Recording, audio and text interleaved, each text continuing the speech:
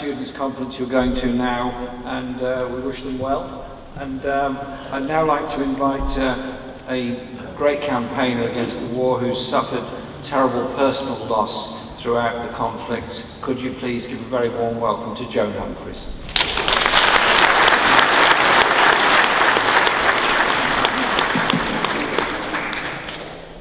Good morning.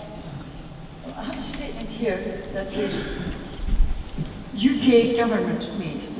They said in 2001 that failure would be a serious blow to the credibility of the UK, NATO and all the other countries who eventually would be members of ISAF, which is the International Security and Assistance Force.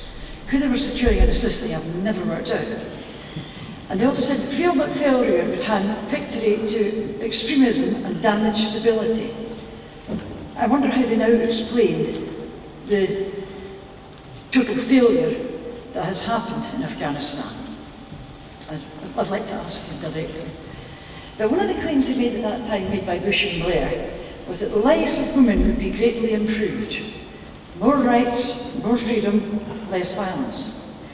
This might have happened in the larger cities such as Kabul, where there has been progress, but it's not extended to smaller cities and villages. In the more rural areas, stoning to death for moral crimes continues, irrespective of what the Guardian said on Thursday, that it was going to, they weren't going to bring it back in. They are. It's already written in the debate that the elders have had. The other thing that happens too is parents. Can you all hear Joan? At the back, can you hear Joan? Okay. Another thing that's been happening is, in one case, parents refusing to marry their daughter off to a local warlord can and does result in the whole family suffering punishment. The one family I'm talking about, they had acid thrown over them by members of the Taliban. The husband, the wife and their 3 children. It was the 18-year-old daughter they wanted to marry, the Taliban wanted to marry as warlord. So this is a terrorist organisation. If the UK claim would put Britain's own security at risk if they, the Taliban, were permitted to return. Now, I think we are all aware that the Taliban are going to return, if they ever went away in the first place, which I don't think they did. In the 12 years of the occupation by ISAF, it's shown by the continued violence towards Afghan civilians and the 446 UK service personnel killed up to date. And the other thing is, both sexes have been targeted by the various organisations, by ISAF, by Al-Qaeda, the Taliban and the Afghan security forces. This is hypocrisy at its worst. All these groups have stated their intent was to make Afghanistan a better place. All have failed by putting their own needs first, and not those of the Afghan people. And the biggest hypocrites have been the governments of all countries involved in the debate, especially their own government and President Hamid Karzai, who has had support from all NATO countries involved in this conflict.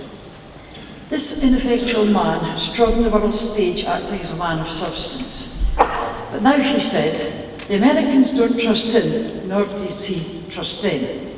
We in the anti-war movement don't trust either of them. And Karzai is a child, and it seems that he is going to attempt to build up an organisation like they do in South Korea, where people, North Korea, sorry, where families continue to control them. Because his brother is one of the people who are now standing for the presidency of Afghanistan in 2014. There were 26 people nominated, but the government, as it is, got rid of 11 of them. So there's only 16 left. So even candidates can't stand without the danger of getting removed. And Karzai has also said, this man had this like intention, he's also said there was no need for coalition forces to go into Helmand province. Now, that was the area where most UK military casualties have occurred, including my grandson. He was killed there 4 years ago. And what's been given to us and the Afghan people is 12 years of failure, where none of the promises made by politicians being fulfilled, and resulted in thousands of lives being ruined. All of us now have a continued responsibility to ensure that NATO countries do not interfere in sovereign states and allow those citizens to make their own decisions for the future. Thank you.